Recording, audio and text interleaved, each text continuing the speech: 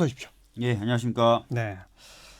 먼저 이 사법농단 말이에요. 네. 그동안 저희 방송에 뭐 출연도 하시고 전화 인터뷰도 하시고 이게 그냥 검찰과 법원에 맡겨놔서 이거 안 된다 이런 얘기 네. 계속 하셨잖아요. 맞습니다. 예. 지금 안 된다는 게 거의 확인되는 상황 아닌가요? 사실 그래서 뭐 더불어민주당 법사위 위원들 전원 이름으로 기자회견도 했습니다. 국정조사와 거기에 연결된 법관 탄핵에 나서겠다. 그리고 필요하다면 특별재판부를 만들겠다라고 입장을 밝힌 바가 있고요. 예. 야당인 바른미래당 같은 경우에는 오늘도 김관영 원내대표가 특별재판부가 도입돼야 된다. 법을 만들어야 된다라고 발언을 했고요. 그리고 천정배 의원님의 경우에도 법관 탄핵이 필요한 상황이 됐다라고 얘기를 하고 있습니다. 여야 할 것 없이. 예, 그래서 네. 현재 자유한국당 빼고는 다 이 문제에 대해서 중요성을 언급하고 있고 제도로서의 특별재판부와 또 국회가 해야 될 일로 국정조사 탄핵을 얘기하고 있기 때문에요. 이제 본격적으로 좀 협상이 될 수 있는 상황이 됐습니다. 예. 네. 우선 사법부에 대한 입법부의 국정조사도 가능한 겁니까? 예, 가능합니다. 국정조사 그동안 전례는 없었죠? 제 기억에도 전례는 없었던 것 같습니다. 예. 국정조사 대상에 사법부도 있다. 네, 국정조사 대상에 뭐 제외되진 않으니까요. 할 수 있는데 제 기억에도 아마 없었던 것 같습니다. 아마 그것은 사법부의 독립을 존중하기 위해서가 아니었나 싶습니다. 그러니까요. 예. 그런데 지금은 독립 존중이 아니라 이거는 이제 입법부가 사법부 견제를 좀 해야 한다 이렇게 보신다. 네, 그것뿐만 아니라 현재 검찰 수사가 지지부진하지 않습니까? 검찰 관계자의 얘기를 좀 들어보니까 영장 자체가 기각되는 건 물론이고, 그러니까요. 소환을 할 경우에 이 판사들이 워낙 법 전문가다 보니까 예. 진술을 아예 안 하거나 굉장히 기술적으로 진술을 한다는 거죠. 소환받아서 조사받을 때는 뭐 증인 선서나 이런 걸 안 하기 때문에 진술 자체에 거짓이 섞여 있다 하더라도 위증죄로 처벌하거나 그럴 수가 없습니다. 그걸 또 다 아는 거죠. 네. 판사들이. 그래서 국정조사를 하게 되면 증인으로 소환이 가능하고요. 그러면은 이제 선서를 하게 되고 그렇죠. 그 상태에서는 거짓 진술을 하게 되면은 위증죄 처벌을 받을 수가 있기 때문에 지난번 그 최순실 그때도 위증죄로 여러 사람 다 맞습니다. 처벌받았지 않았습니까? 예. 그래서 네. 좀 진상 규명과 진실 규명에 도움도 될 수 있고요. 두 번째는 사안의 중대성에 비해서 국민분들이 이 사안에 대해서 잘 모르시거나 관심도가 좀 낮다는 평가도 있습니다. 좀 피로도가 높아요. 예. 왜냐하면 아이고 뭐 되겠어? 맞습니다. 그 영장 청구하면 번번이 뭐 사법부가 다 기각하고 네. 아니 나중에 기소하면 재판도 걸고 거기서 할 거 아니야? 뭐 이런 인식이 있어서 맞습니다. 그죠? 그래서 지금 국정조사를 좀 하게 되면 국민분들에게 약간 더 그 네. 현황을 좀 알려드릴 수 있고 또 여론도 더 끌어올릴 수가 있기 때문에 다 생중계가 될 테니까요. 네, 이후에 이제 특별재판부 관련된 입법 도입이라든지 이런데 도움이 될 것이다라는 판단도 일부 하고 있습니다. 그게 이제 사법부에 대한 국정조사의 필요성이고 네. 법관 탄핵이란 제도가 있나? 지금 모르시는 분들 많아요. 네. 우리 그 전례 없죠, 우리나라. 아닙니다. 있어요? 우리나라에도 두 차례 시도가 된 적이 있었어요. 시도. 예, 예전에 이제 86년도에 1985년도에 이제 시위에 참여했던 대학생들에게 무죄를 선고한 박시안이라는 판사가 있었습니다. 대법관 지내셨잖아요. 네, 대법관 지내셨죠. 예. 그분을 그 당시 대법원장이 좌천을 시켜요. 그래서 사법파동이 일어납니다. 그러면서 국회에서 그 당시 대법원장에 대해서 탄핵 시도가 있었는데 부결됩니다. 예, 그리고 나서 2009년도에 광우병 위험 미국산 쇠고기 수입 반대 촛불 집회가 한창일 때 그 집회에 관련된 사건들을 부당하게 배당하고 사건에 관여하려 했다라는 의혹을 받았던 신영철 대법관이 있었습니다. 네. 그때도 역시 탄핵 시도가 있었는데요. 국회에서 그때는 아예 표결에도 못 갔습니다. 예. 법관 탄핵을 국회가 할 수 있는 거다. 예. 왜냐하면 법관은 표결은 어떻게 됩니까? 몇 분의 별로? 제적의 과반수, 제적의 3분의 1이 발의하고요. 예. 그다음에 제적 의원 과반수가 찬성을 하면은 탄핵이 됩니다. 과반이면 탄핵이 된다. 탄핵되면은 예전에 이제 박근혜 전 대통령 때처럼 헌법재판소로 사건이 넘어가게 되고요. 헌법재판소의 판결에 따라서 최종적으로 탄핵이 되거나 말거나가 결정이 됩니다. 그 기간 동안엔 법관의 자격은 정지되고. 정지됩니다. 예. 제가 좀 찾아봤더니 일본은 한 9건 정도 그 탄핵 시도가 있었고 그중에 7명이 실제로 탄핵이 됐었고요. 네. 미국도 연방 법관 중에 한 15명 정도가 탄핵 시도가 됐었던 있군요. 경우가 있더라고요. 우리는 항상 사법부는 뭐 모든 정치로부터 좀 독립해야 한다 이렇게 생각을 합니다만 입법부, 국회가 사법부도 국정조사도 법관 탄핵도 이렇게 견제할 장치가 우리 헌법과 법률 체계에도 있긴 있는 거군요. 네네. 있지만 이제 워낙 그 잘 작동이 안 되는 사법부의 독립을 존중하다 보니까 좀 자제되는 그런 수단이죠. 예. 그랬군요. 근데 지금은 이제 국정조사도 해야 되고 국민들한테 알려야 되고 네. 그리고 현직 법관으로 있는데 과거 양승태 대법원장 시절에 법원행정처에서 주된 역할을 한 사람들이 있는 거 아닙니까? 네, 있습니다. 이 사람들은 탄핵하자 이런 네, 얘기인 거죠. 네, 맞습니다.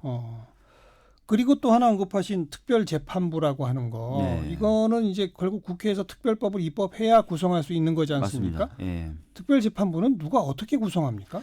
뭐 여러 차례 말씀드린 바가 있는데요. 이 법은 특별검사법처럼 검사가 아닌 사람을 검사로 만드는 법은 아닙니다.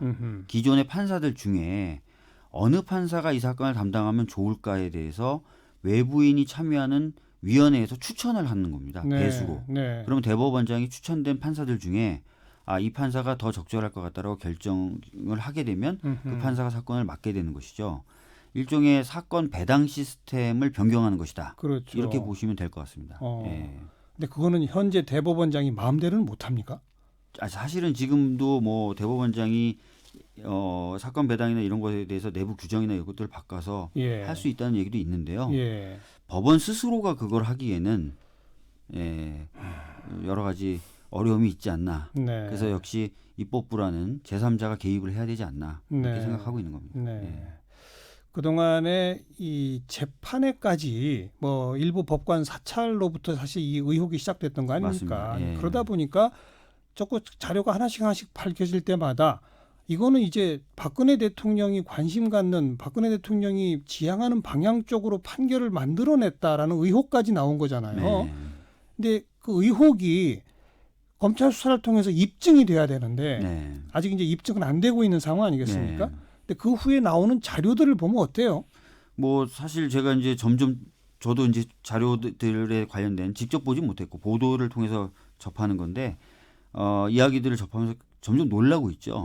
제가 이제 대단히 놀랐었던 게 이제 전교조 관련된 법원조 통보 관련된 사건에서 법원행정처 판사가 서면을 써주고 그게 청와대를 거쳐서 정부 쪽에 넘어간 뒤에 정부가 마치 자신들이 마련한 서면인 것처럼 제출됐다라는 보도가 있었어요. 이게 전교조 법원조 통보 취소 소송은 노동부가 피고잖아요. 네, 그렇죠. 그러니까 노동부가 이 소송을 제기한 전교조 측에 맞상대니까 직접 자기들이 뭔가를 써야 되는데 네.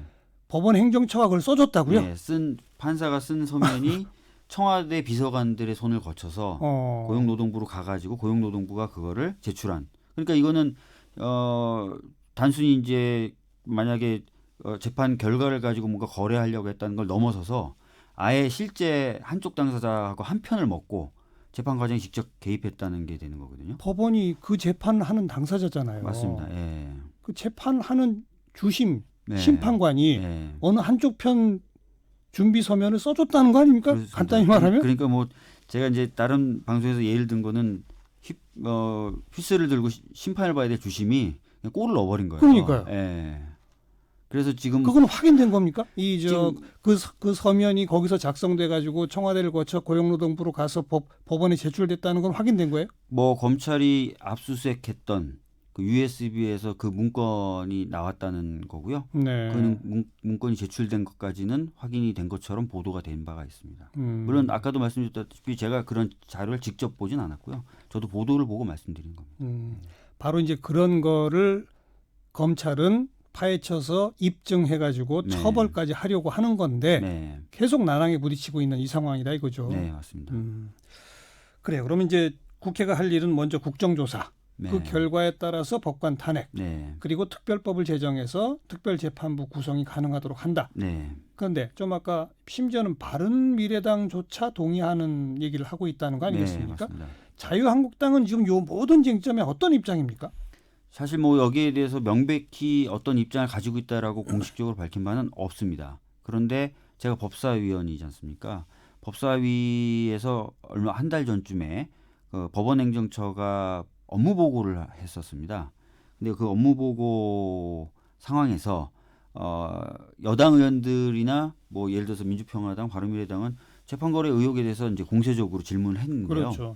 그 당시 자유한국당 의원분들은 오히려 재판 거리가 없었다고 시인해라라는 식으로 법원 행정처장을 압박하는 모습이 펼쳐졌었어요. 예. 그렇다면은 그 입장을 기반으로 유추를 해본다면 당연히 이 특별법이라든지 국정조사라든지 법관 탄핵에 대해 소극적이거나 또는 반대할 것으로 예상됩니다. 아무래도 박근혜 정권, 박근혜 대통령 입맛에 맞는 쪽으로 재판을 저렇게 한 거 아니냐라는 의혹이니까 네. 그 책임으로부터 자유로울 수 없기 때문에 자유한국당은 반대할 가능성이 높다 이러군요. 저는 그렇게 봅니다. 예.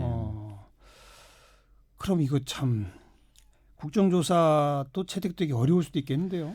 우리 현재 우리 국회 선진화법상 어렵잖아요. 예, 의외로 국정조사는 가능할 수도 있다라는 얘기가 있습니다. 근데 뭐 자세한 얘기까지 여기서 말씀드리기는 어렵고요. 네. 협상을 해봐야 되는데 국정조사까지 정도는 자유한국당이 받을 수도 있다. 뭐 이런 얘기는 있긴 있습니다. 그래요. 예. 자세한 얘기 못 한다는 얘기는 뭔가 논의가 진행되고 있군요. 뭔가 좀 이렇게 저희들도 협상을 해야 되기 때문에 그래요. 다 여기서 말씀드리기는 어렵고요. 예. 그래서 국정조사라도 일단 시작되면 네. 어쨌든 위증죄 앞에 현직 법관들을 불러다 놓고 말하기 일단 시킬 수 있는 거 아닙니까? 네, 국민들이 보고. 자기가 거기 나서 거짓말하는 순간 그거 자체가 죄가 되기 때문에요. 네. 예. 아무튼 이런 노력들, 입법부의 노력을 통해서라도 제발 이 사법농단 진상규명 그리고 이게 결국은 사법개혁으로 네. 이어지도록 좀 앞장서 주시기 부탁을 네. 드리고 그리고 우리 청취자분들이 잘 모르시는데 더불어민주당 당대표 뽑을 때 이제 이해찬 대표가 됐잖아요. 네네네. 그때 뭐 당대표 후보로 여러 사람 나오기도 했지만 네. 함께 최고위원을 뽑았잖아요. 네. 그때 박준미 의원이 1등 했잖아요. 네, 1등했습니다. 그럼 이게 현재 당 서열 2위 아닌가요? 당 서열에 대해서는 잠깐 논란이 좀 있는데요. 당 대표님 다음에 수석 최고위원인 제가 2위라는 얘기도 있고요. 당 대표님 다음에 원내대표 다음에 제가 3위라는 얘기도 있고요. 예. 어쨌든 최소한 3등이잖아요. 이름일 뿐이죠. 초선인데 당 서열 최소 3등인데 지금 우리 청취자들 잘 몰라요. 네. 왜 모를까요? 아무래도 그동안 최고위원들의 역할 또 최고위원들의 어떤 그 활동이 그렇게 크게 유의미하지 않았다. 이런 평가가 지배적인데. 그럼 지금 최고위원 회의도 유명무실합니까? 지금까지는 그렇진 않습니다. 뭐 그 여러 가지 정책적인 이야기들 조율도 하고요. 예. 또 전에와는 달리 각 최고위원들이 각자 자기의 역할을 나눠 맡아서 그 역할에 맞는 마스터 플랜을 짜서 짜고 있고 또 일부는 보고를 통해서 그걸 실현하고 있는 단계거든요. 박주민 수석 최고위원은 어느 분야를 맡았습니까? 저는 이제 당내 소통과 교육 그리고 홍보 쪽을 맡았는데요. 그건 당내 문제? 예, 당내 문제에 대한. 근데 이제 워낙 제가 맡았던 분야가 3개고 또 관계자분들이 많다 보니까 회의를 엄청나게 많이 했는데 정리가 좀 가까스로 끝나가지고 오늘 오전에서야 대표님한테 1차적인 보고를 맡았습니다. 알겠어요. 그건 어쨌든 당내 문제니까 네네네. 그건 뭐 그렇고. 최고위원 회의를 얼마나 자주 합니까? 최고위원회는 월, 수, 금 이렇게 일주일에 3일을 하게 되어 있습니다. 3번이나? 예. 네, 몇 시간씩 해요? 비공개로 한 50분 한 다음에 공개로 한 20-30분 다시 비공개로 전환해서 한 20분 하니까 시간으로 보면 1시간 반 정도 하는 거죠. 그 앞에 비공개로 한 50분 한 결과를 가지고 공개해서 이해찬 대표가 뭐라고 말하는 겁니까? 그것뿐만 아니라 평상시에도 계속 얘기를 나누고요. 그런 것들을 종합해서 이제 이해찬 대표님께서 말씀을 하시는 거고요. 뭐 또 최고위원 발언도 원래 자기가 하려고 했던 발언에서 수정하기도 하고 추가하기도 하고 그 논의 과정을 통해서 그렇게 비공개를 먼저 하면서 네네네. 그러니까 사전 조율을 해서 최고위원들의 의지와 그 생각이 모여 있는 결론을 공개 회의를 통해서 국민 앞에 또 정부를 향해서 말한다 이거로. 네. 그리고 이게 당의 어떤 방향이나 그런 것하고 너무 다른 것 아닌가라는 생각이 들면은 사전 최고위원회 때 미리 얘기를 합니다. 이런 톤과 이런 수준으로 이런 주제로 얘기를 해도 괜찮겠느냐. 그래서 그런 논의도 간단하게 하죠. 예를 들어서 오늘 이제 박강원 최고위원이 심재철 자유한국당 의원의 행동에 대해서 발언한 내용도 사실은 최고위원 비공개 최고위원회에서 나눴던 얘기를 기반으로 작성된 내용입니다. 예.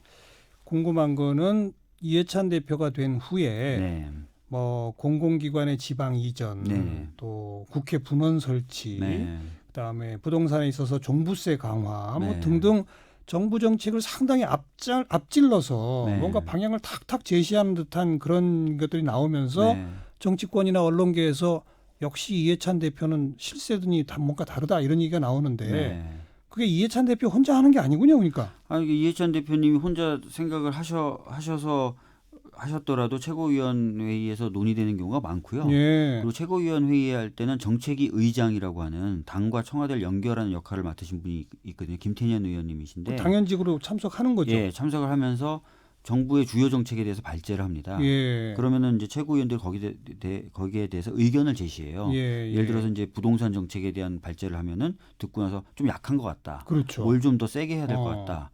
뭐 신중하게 뭐 그 부분 접근하자. 이런 식의 얘기를 하면은 그게 네. 또 반영이 됩니다. 네. 예. 박주민 의원이 좀 더 세게 하자고 했습니까, 혹시? 솔직히 부동산 대책에 대해서는요. 저뿐만 아니라 다른 최고위원들도 세게 가야 된다라고 계속 말씀을 드렸고 네. 이해찬 대표님도 당연히 그렇게 해야 된다 해서 정부 쪽에서 그런 주문이 들어갔던 겁니다. 예. 이게 잘 안 알려져 있어요. 최고위원 회의가 이런 역할을 한다는 게. 네. 좀 우선 당내 소통이 아니라 최고위원 회의를 국민들한테 알리는 일부터 좀 하시죠. 최고위원 회의를 그래서 공개할 때는 항상 언론들이 참석하게 돼 있습니다. 그런데 언론이 이제 보도하는 부분은 주요한 멘트만 좀 따다 보니까 멘트도 주로 대표 멘트만 따죠. 예, 그러다 보니까 좀 그런데요. 사실 최고위원 회의에서 어떤 그런 부분에 대한 논의가 이루어지고 있습니다. 네. 예. 지난번 그 경선에서 1등이 박주민, 2등이 박광원. 네. 박주민 의원이 초선이고 박주민 의원 초선, 박광원 의원 재선이에요. 예. 3등이 서훈 의원인데 4선입니다. 4선 의원이시죠. 4선이 3등 했다. 이것도 의미 있는 거 아닙니까? 그다음에 김혜영 의원 4등이죠. 초선입니다. 초선이고 아주 젊죠. 41살입니다. 이건 무슨 의미일까요, 이게? 그래서 어떤 분들은 그 당선된 결과를 놓고 세대 교체 아니냐 이런 말씀들을 많이 하는데요.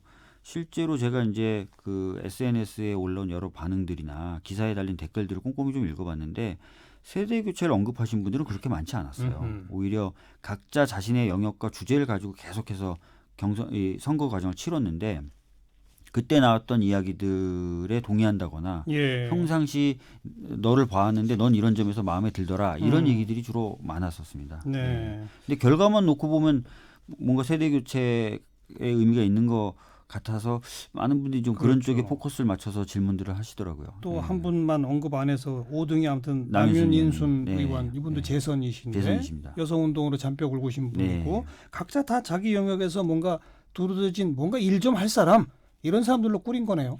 그래서 뭐 결과를 놓고 기자분들이 잘 짜여진 것 같다. 그러니까 너무 어떤 데 편중돼 있지도 않고 연령이나 주제가 골고루. 그래서 여러 가지 진짜 잘만 하면 좋은 성과를 낼 수 있을 것 같다라는 평가를 많이 해주시더라고요. 네. 그런데 최고위원들은 묻히고 이해찬 대표만 부각되는 이거는 좀 문제라고 생각합니다. 어떻게 보세요? 뭐 저희들이 지금 말씀드렸던 것처럼 최고위원들이 많은 논의에 참여하고 있고 또 각자 역할을 맡아서 그 역할에 대한 마스터 플랜도 짜고 있고 당을 그렇게 바꾸려고 하고 있거든요. 이게 지금 안 알려지는 부분은 저희들이 좀 더 일차적으로 더 노력을 해야 될 부분이라고 생각하고요. 2차적으로는 언론 분들도 너무 대표님 멘트만 따지 마시고 최고위원들은 또 무슨 얘기를 하나 이런 것도 좀 귀담아 들어주시면 또 좋을 것 같습니다. 또 역할도 나눠 맞거든요. 그리고 이해찬 대표도 또 아무래도 또 올드 세대니까 박주민 수석 최고 같은 분이 더 좀 세게 하라고 좀 목소리를 더 내셔야 될 것 같아요. 제가 사실은 이제 다 말씀드릴 수는 없는데요. 비공개 회의에서 대표님 하나만 얘기해 보세요. 네? 하나만 얘기해 보세요. 대표한테 대들었던 거 하나만. 대들었다기보다는 대표님한테 뭔가를 더 해야 된다고 얘기를 하고 있는 것들이 제가 있어요. 어떤 거? 예를 들면? 예를 들어서 지금 이제 광주형 일자리라는 것들을 저희들이 좀 해보려고 그러는데 이것에 대한 노력을 좀 더 경주해야 된다. 그래서 광주형 일자리에서 그치는 게 아니라 군산형, 경남형 이런 수많은 새로운 유형의 일자리들 만들어 나가야 된다라고 제가 좀 계속 강조를 하고 있고요. 카드사들이 되면 기분 나쁠지 몰라도 저는 카드 수수료가 더 인하될 여력이 있다. 그래서 그 부분도 좀 우리 당이 세게 얘기해야 된다라고 계속 좀 말씀을 드리고 있어요. 그러니까 몇몇 가지 저뿐만 아니라 다른 최고위원들도 다 자기 주제에 맞게. 조금 있으면 이제 그런 게 정책으로 나오게 될 수도 있겠네요. 유튜브로 이거 생중계되는 거 아시죠? 그렇죠. 많은 분들이 보고 계신데 예. 박주민 의원 양복에 뭐가 그렇게 주렁주렁 달렸냐고 궁금증들이 막 올라옵니다. 사실, 이게 뭡니까? 사실 이게 대통령님도 뭐 이렇게 많이 달고 다니냐고 얘기하실 정도로 얘기하고 뭡니까 이게? 맨 아래쪽은 이제 청소년 참정권이에요. 이게 이제 제가 법을 알겠습니다. 그리고 그 위에는 제주 4.3. 제주 4.3. 예. 그다음에 그 위가 세월호입니다. 예. 나비 문양이다 보니까 세월호가 아니라고 생각하시지만 이 부모님들이 직접 매듭으로 만들어 주신 거거든요. 그 위에는 국회의원 배지입니다. 예. 계속 그렇게 달고 다니실 거예요? 사실은 달고 다녀달라고 부탁하시는 분이 더 많아서 그래서 저는 한 20개 다셔야 될 것 같아서 여기 아래 이제 백남기 어르신도 달고 다니다가 그건 약간 좀 정리가 돼서 좀 뗐고요. 뭐 스텔라 데이지오 같은 경우는 팔찌로 제가 차고 다니고 있고요. 네, 그러고 있습니다. 네, 그건 계속 그거 잊지 않고 일하겠다는 뜻이겠죠? 네, 맞습니다. 배지 부끄럽지 않게 일하겠다. 네, 알겠습니다. 이제 최고위원 회의도 더 좀 언론에 잘 알려질 수 있는 뭐 그런 걸 기대하면서요. 네. 오늘 일단 여기서 보내드리겠습니다. 예, 감사합니다. 네, 박주민 최고위원이었습니다.